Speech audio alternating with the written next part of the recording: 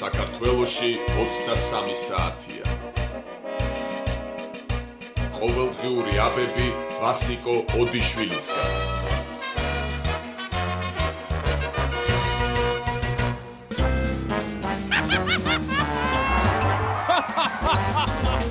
ხოდა ჭიჭიკი ეუბნება ბიჭიკიას, რა უკნა დღეს ძამია თეატრში წავიდეთ თუ კონცერტზეო. ბიჭიკი აგებოსო საიცაღასა საგვაღაღა ბილეთის პული და ან და ისე სადგეჩქარება ქუთაისში ქართული პარტია ჩამოვა სამედიკო და იქ წავიდეთ და თეატრიც იქნება და კინოც და ისა სოზარ სუბარიცო. ხო.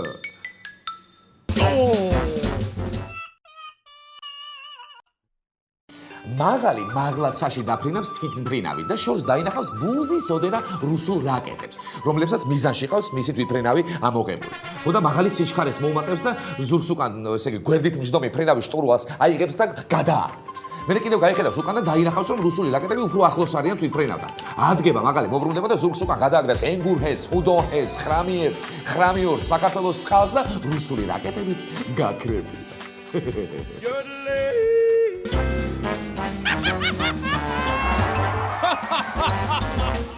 საღამოშიდობისა თქვენს ტელეკუთებშია ყოველდღიური გადაცემა ყოველდღიური აბები ვასიკო ოდიშვილისგან და მე ამ გადაცემის სამყარო ვასიკო ოდიშვილი გახლავართ.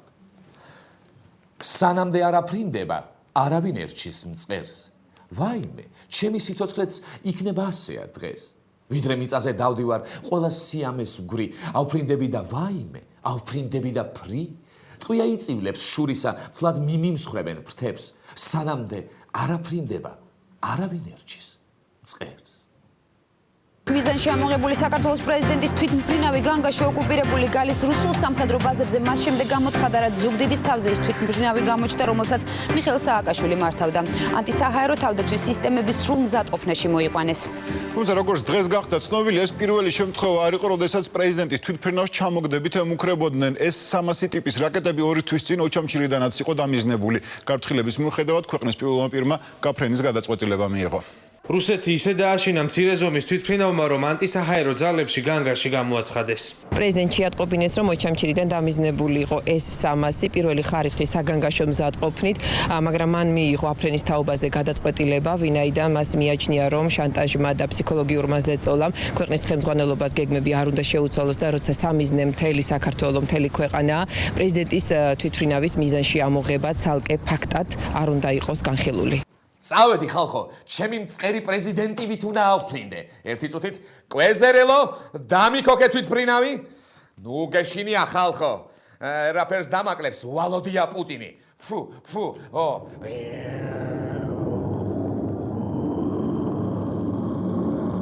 აი აქ ჰიბრიდულ სიმინდს დავთესავ და მომავალ წელს ევროპას მოვამარაგებ ჩვენი სიმინდით. აი ამ ადგილებში იუსტიციის სახლები აშენდება. რა კარგი ბიჭია გრიგოლ ვაშაძე, ხო? ოჩახიო, ხო? აი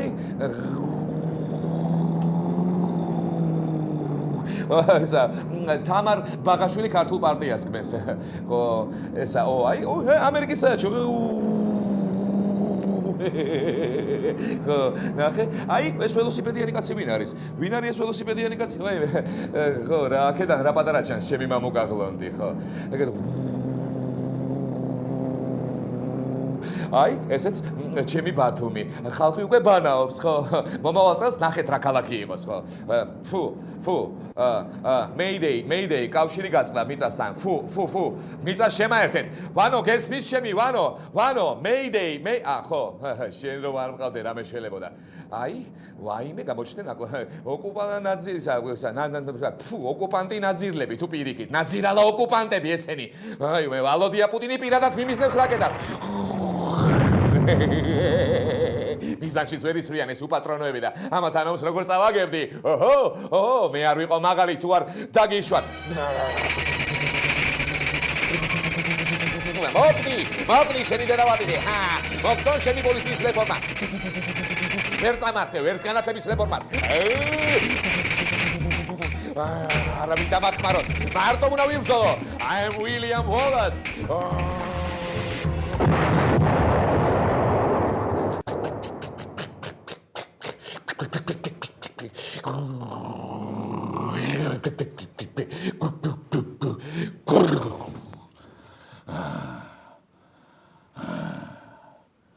მაინც დამაგდო.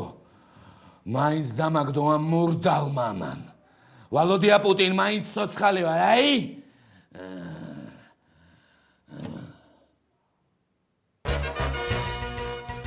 ირაკლი ოქრუაშვილმა დაიბარა და გუშინ 16 მაისს ამერიკის საელჩოსთან ქართულმა პარტიამ აქცია გამართა. მათ ჩემი მაღალის რეჟიმისადმი ამერიკის შეერთებული შტატების ადმინისტრაციის მხარდაჭერა გააპროტესტეს. საქართველოს ქართველი ხალხია და არა სააკაშვილი. ამ მოთხოვნით შეიკრიბნენ ქართული პარტიის ლიდერები და მხარდამჭერები ამერიკის შეერთებული შტატების საელჩოსთან. პარტიის ლიდერებმა ბარაკ ობამას მიმართვაც გაუგზავნეს, სადაც წერენ, რომ ამერიკასთან მეგობრობა სურთ, თუმცა ამერიკისგან სააკაშვილის არადემოკრატიული რეჟიმის მხარდაჭერას აპროტესტებენ და შტატებისგან ქართველი ხალხის გვერდით დგომას ითხოვენ. ონკანი გადაკეტილია. ქართული საზოგადოება აღარ იწამლება და ის სიბინძურე, რაც ამერიკიდან მოედინებოდა, გავაბრუნეთ უკან ოკეან გაღმეთში. ის აეგრე თქვენ იმპერიალისტო ამერიკელებო. ხომ დაგდეთ ბეჭებზე. აღარ დავინახოთ თქვენი ფეხი საქართველოში. წაიღეთ თქვენი მაკდონალდსი და დაგვანებეთ თავი. მაგერ ჩემი მაღალი სიმინდს თესავს და აწი სიმჭადზე გადავაგორებთ დარჩენილ საუკუნეებს, ხო? აპოკალიფსამდე. თან ქართული პარტია ისა მოდის სულ მალე ხელისუფლებაში ხო და რუსეთის ბაზარიც გაგვეხსნება. აფხაზეთსაც დავიბრუნებთ, სამაჩაბლოსაც ზემოდან დავაყოლებთ ხო და 37 მანეთადაც გადავფრინდებით ხოლმე და გადმოფრინდებით მოსკოვში. ცხადია. სასამართლოც ჯიგრული რუსული გვექნება და პარლამენტიც. ფეხქვეშ გაგვეგება რუსეთი შავ ზღვასაც ჩვენ გადმოგცემენ და მთელი კავკასიის ბატონ-პატრონებიც ჩვენ ვიქნებით. ისა ეს ყველაფერი კარგია, მაგრამ გულის სიღრმეში მაინც ვერავინ გაიგო რა უნდოდა ქართულ პარტიას ამერიკის საელჩოსთან და რა საპროტესტე. როგორც ჩემთვის არის ცნობილი, ბარაკ ობამა ყველანაირად გაემიჯნა ჩემს ოდიოზურ მაღალს და ზოგადად მსოფლიო ხალხებს დაუჭირდა მხარი. და აი, რომელ ონკანს კეტავდით მე ვერ გამიგია.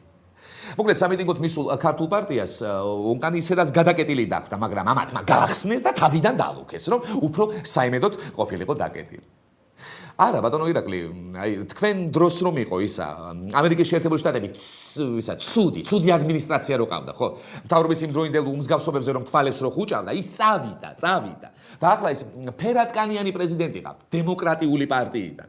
თეთრი სასიამოვნო ღიმილით და იურიდიული განათლებით. ბარაკი ქვია სახელად და ობამა არის გვარა. მაგრამ თქვენ მაინც გააგრძელეთ ახლა აქციები. ერთი საერთოდ საფრანგეთშიც ეკნება მაგ ოხრებს და იქაც მიადექით და ერთი კითხეთ, ახლა რა დარჩენიათ მაგაც საქართველოში, რომ არ გვეშვებიან.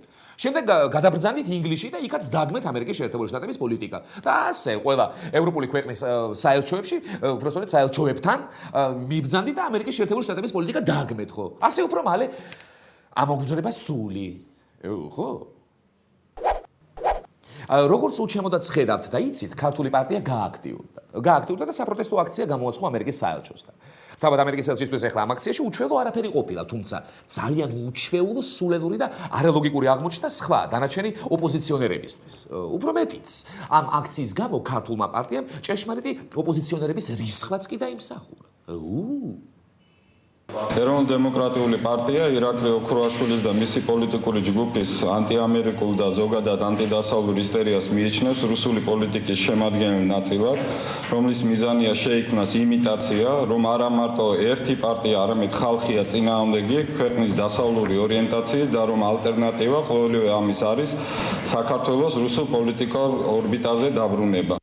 აღფრთოვანებული ვარ ეროვნულ-დემოკრატიული პარტიის ლიდერის გამჭრიახობით. რაც მთავარია, თქვენ პირველი ხართ ბატონო გურამ, ვინც ამას აღნიშნავთ. და მესრულებითაც არ მივიკვირს ახლა. ყველამ ვიცით, როდესაც რაიმე სახის მანკიერებას ხედავთ ახლა ეს ელიტარული კორუფცია ექნება თუ სხვა, შეუპოვრად აღხელთ და უკან ერთი ნაბიჯითაც არიხებთ ხოლმე. თქვენ უფრო რთული საქმეების გაგიშიფრავთ და შავზე ახლა თეთრი ძაფით ნაკერს ვერ შეამჩნევდით. რა არის ახლა იმაზე მარტივი რომ ხელისუფლებისგან განსხვავებულად მოაზროვნე ადამიანში რუსული ინტერესების გამტარებელი ამოიცნო. თუ მაგას ერთხელ მაინც შეხვდები და ხალხის მოსაჩვენებლად გააკრიტიკებ, თანაც შეეცდები რომ კორუფციაში დაადანაშაულო, ეს ნიშნავს რომ დემოკრატიის შენებაში ერთ-ერთი მყარი აგური ხარ. ამიტომ მე გამოვდივარ ინიციატივით რომ თუ უფრო მყარი დემოკრატია გვინდა რომ მქონდეს, გურამ ჩახვაძე უნდა ჩავაყოლო დემოკრატიული პრინციპებით დაწყებული ქუთაისის პარლამენტის მშენებლობაში. არა, ასე არ გამოვა, ასე ძალადობაში დამდებენ ბრალს. მაგრამ რა ვქნა ახლა რომ ჩახვაძის გარშე ქართული დემოკრატიის ტაძარი პარლამენტი დაინგრება? რა ვქნა? მივხვდი, ხო? ჩვენ შენობის კედელში უნდა ჩავაყოლოთ რამე ჩახვაძისეული. მისი დემოკრატიის სულის ნაწილი. მაგალითად, მისი საუკუნის გამოსვლა პარლამენტში ელიტარულ კორუფციასთან დაკავშირებით. ხო, აი ეს აუდიო ან ვიდეო როგორც გენებოთ, აი ეს უნდა ჩავაშენოთ, ხო? რადგან ყველამ ვიცით, ეს კაცი რომ არ ყავდეს ჩემს მაღალს, ქართული დემოკრატია საძირკველშივე ჩამოიშლებოდა. თან მომავალი თაობის პარლამენტარები რომ დაიდებენ ბინას ქუთაისის საკანონმდებლო ორგანოში ახლა ხომ უნდა იცოდნენ რომ ქართული დემოკრატიის კედლები გურამ ჩახვაძით არის გამაგრებული. ახლა ჩვენს ეთერში რეკლამიცინის დროა. რეკლამიცინი აბების ეთერში. საგამომცემლო სახლმა ეს მთავრობა სადარწევამ გამოსცა საქართველოს მაღალის ცხოვრება და მოღვაწეობა Let's Move Away-დან გაყოყოჩებამდე. წიგნს სტანდარტული აქვს მაღალის ხელმოწერა გარკვევით. პუტინის გინება გაკვირით და კომპაქტ დისკი, სადაც ჩაწერილია მაღალის საჰაერო ფრენები. ისე მაღლა აფრინდა, რომ ვადამდე ვერ ჩამოაგდებენ. გაგიფუჭდათ ონკანი და იქიდან სიბინძურე გამოედინება? მაშინ ხელმარჯვე ოსტატი ირაკლი ოქრუაშვილი მოვა თქვენს ონკანთან. გამართავს აქციას და დაგმობს ონკანს. თუ თქვენ უკვე შეაკეთეთ თქვენი ონკანი, ირაკლი მაინც მოვა და მაინც დაგმობს ონკანს. ქართული პარტია. ჩვენი ხრახნი ჩვენადმე გვეყუდნოდესო.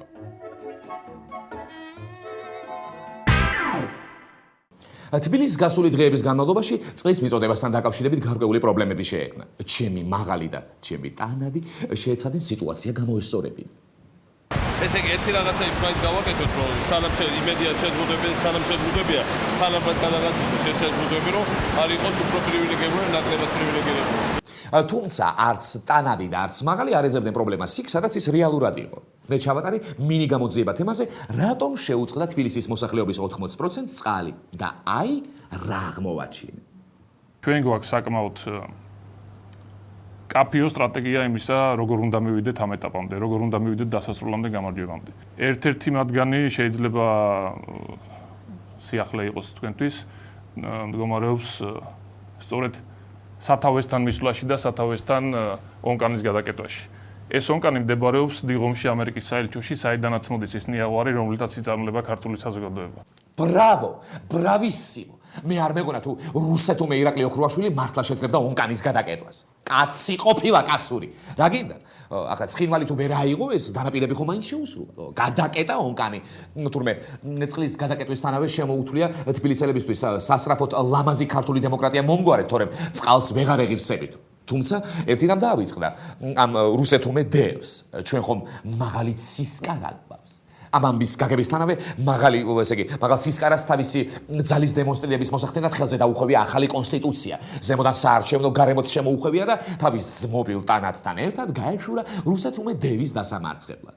და რა გასაკვირია ხა რომ მაღალი ცისკარა შეძლებდა ამ ონკანის მოშვებას. როდესაც იგი მიუახლოვდა დევის სამყოფელს დაინახა რომ ეს რუსეთუმე ონკანის გადამკეტი ერთ-ერთი საელჩო შენობასთან თავის მსახიობებს აბარჯიშებდა. ქართული დასის წევრები იმ სცენის რეპეტიციას გადიოდნენ, როდესაც ოტელო დესდემონას აღჭობს, ხო? და რუსეთუმე დევი ისე იყო გართული რეჟისურით, რომ ვერ შეამჩნია მაღალი ცისკარა. ცისკარამ დროი ხელთა გადაკეტილი ონკანი მოუშვა და ესე იგი თბილისიც მოამარაგა წყლით. ხოლო მე რუსეთუმე მსახიობებს და რეჟისორს სულ კუდით გვასროლინა. ეს იყო მოდელირებული ცისკარა იმის შესახებ თუ როგორ იხსნა ჩემმა მაღალმა ქვეყანა გაუწყლოებისაგან. იუსტიციის სამინისტრო ნელ-ნელა ანვითარებს თავის მომსახურების ქსელს და ცდილობს რომ მომხმარებელს თავისი მომსახურებით სიამოვნება მიანიჭოს. იუსტიციის სახლის ბრენდისთვის საგანგებოდ შექმნეს მუსიკა და კორპორაციული სურნელიც. კონკრეტული სცენარი არ იქნება რომ მაგალითად ვარდის სუნი აქ ან იასამნის, მაგრამ საბოლოო ჯამში იქნება იუსტიციის სახლის ბრენდის ღირებულებების მატარებელი. მშვენიერია. მე ძალიან მომეწონა ეს know-how. მინდა უთხრა ამ სფეროში მოღვაწე რეფორმატორებს, ესე იგი კომპიუტერები და უფასო ინტერნეტი ხო გაქვთ, ხო? კოსტიუმებში და ლაკის სპექსაცმელებში გამოწყობილები ხართ, ხო? კარგი ხელფასები და პრემიებიც გაქვთ. ხო, ხო, ისე კიდე ხომ დავავიწყე ეს გამჭვირვალე შენობებიც გაქვთ. ახლა უკვე ამყაყებულ და აშმორებულ დემოკრატიას ნაზი და ფაფუკის სურნელით გადაფარავთ და ისა პეროც ხომ არ გინდა, პერო. ოღონდ კუჩი. მიუხედავად იმისა, რომ მაღალმა კაცმა დაიგინა, რომ ყველა დევნილი თავის ადგილს დაუბრუნდებოდა და მიუხედავად იმისა, რომ კობა სუბელიანი დევნილებს კომფორტს პირდება, ქუთაისის დევნილები კვლავ გაუსაძლის პირობებში არიან. წყალწითელას პანსიონატი უკვე 19 წელია აფხაზეთიდან დევნილი 72 ოჯახის თავშესაფარია. ამ დრომდე გაურემონტებელი კორპუსი დევნილების ერთადერთი საცხოვრებელი ფართია, სადაც უმთავრესი პრობლემა პანსიონატის სარდაფი გახლავთ. კანალიზაციების სასწაულდღეშია, გამოდის სუნია, კოღო, კლავს, ჭამს, საფხულის მოსვლა გვეზარება ჭირივით. საშინელი კედლები ვამპირების სახს გავს, კედლები უკვე ამდენი კოღოების ნაკლავი. სუნი დგას ზირგული, ნუ რა ვიცი, მეტი რა უნდა ვთქვა, ამაზე მეტი რა უნდა ჭირდეს, ადამიანს შორო გჭირს. მოვიდნენ ღამის 12 საათი იყო. სუბელიანი, ნასვა მდგომარეობაში. კარგი ნასვა ნაჭამი, ნაკეიფარი, რო იტყვიან. ჩვენი გაჭირება ვუთხარით და თვითონ ისეთ უხეშად მოგვექცეთ ძალიან. აი, საიდან ხარო მეუთხარი სოხუმიდან. ძირი საიდან გაქვს საჩხერიდანო. აი, იმიტომ ხარო აქო დღეს ასე მითხრა. ჩემო მაღალო. რატომ არ აქცევ ყურადღებას ამ ხალხს? შენგან დანიშნული კობა სუბელიანი ძალიან ცუდად იქცევა. ვერ გამიგია ხა. რა შუაშია მისი ნათქვამი? აი, ამიტომ ხარ დღეს აქ. ნეტარ რას უნდა ნიშნავს? არა, მისი წარმომავლობის ბრალი არ იქნება, იმიტომ რომ სვანები ზრდილი ხალხია, ხო? თანამდებობის? შეიძლება, ხო? მას შემდეგ რაც მინისტრი გახდა, რაღაცა გაგსულდა. და ამ დროს ხა სად არის მაღალი? ხო? ეკომ ყველა გაგსუებულს ებრძვის, ხო? მაგრამ არა, არც თანამდებობის ბრალი არ იქნება, რადგან მაღალი თვლის რომ ყობა თანამდებობისთვის შესაფერისია. არა, რას უნდა ნიშნავდეს ხა ეს სიტყვა? აი, ამიტომ ხარ დღეს აქ. თვითონ თუ იცის, რატომ არის დღეს იქ, სადაც არის. ლეგენდის თანახმად, მაღალმა ყობა დევნილთა საცხოვრებლის სადარბაზოსთან მთვრალი დაინახა. იჯდა ყობა და ფანდურზე ბღეროდა სიკვდილი და მინისტრობა, ორივე ერთად მოდიოდაო, ხო? შევხედე და შემეშინდა, სიკვდილის მინისტრობა ჯობდაო, ხო? და მოსწონებია მაღალს მთვრალი ყობა და დაუნიშნავს დევნილთა მინისტრად, მაგრამ არა, მაინც ვერ გავიგე, რას ნიშნავს სიტყვა, აი, ამიტომ ხარ დღეს აქ. რა არის? არა, ამას ფხიზელ გონებაზე მაინც ვერ მიუხვდები მე, მოიცა?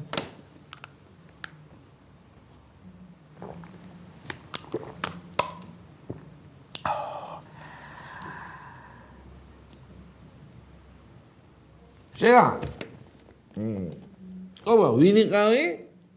მანამდე, ხო, ტანადის მძღოლი? და აი, ამიტომ ხარ დღეს მინისტრი. ახლა აბების ეთერში პოლიტიკოსთა ენამოსლებული ფრაზების მოსმენის დრო დადგა. იცინიან და იცინიან პოლიტიკოსები. მეხუთე ადგილი. მეხუთე ადგილი დაისაკუთრა ქართულმა აკადემიამ. ეს ხალხი ამბობს ახლა, რა დროს აქციებია, როდესაც დიდი რვიანი და ნაცმოძრაობა დიდ საქმეებზე, არჩევნების გამჭვირვალობაზე და მის ობიექტურად ჩატარებაზე ფიქრობენ და ზრუნავენ. მიმართავთ საარჩევნო გარემოს გაუმჯობესების პროცესში მონაწილე ყველა პოლიტიკურ ძალას, უპირველეს ყოვლისა ხელისუფლებას. გადაუდებლად განაახლონ საარჩევნო გარემოზე მომუშავე ჯგუფის შეხვედრები, რათა წინასწარ განსაზღვრულ ვადაში მაისის ბოლომდე მოხდეს შეთანხმება ყველა პრინციპულ საკითხზე.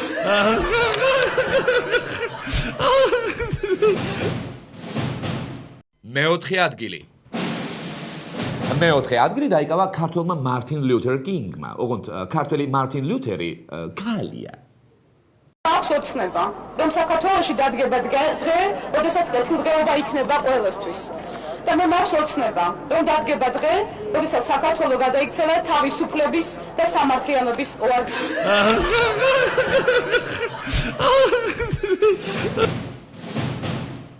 მესამე ადგილი.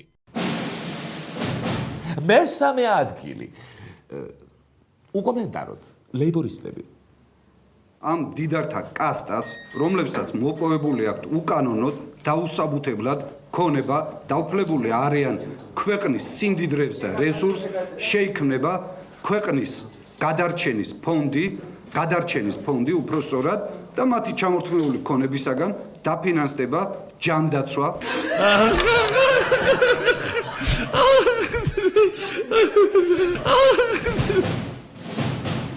მეორე ადგილი. მეორე ადგილზე ჭაღარა პრემიერი მოხდა.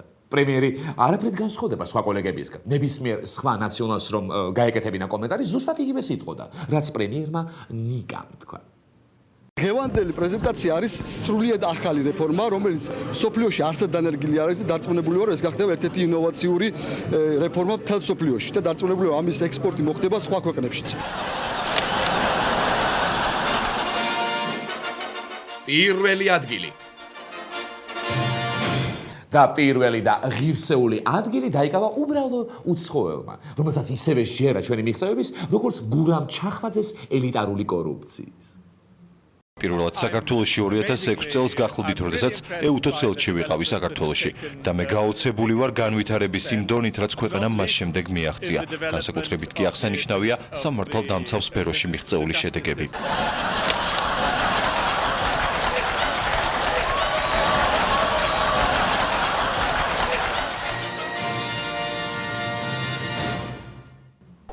ეს გახლდათ განაცემა ყოველდღიური აბები ვასიკო ოდიშვილისგან. ნუ მიიღებთ სხვა აბებს.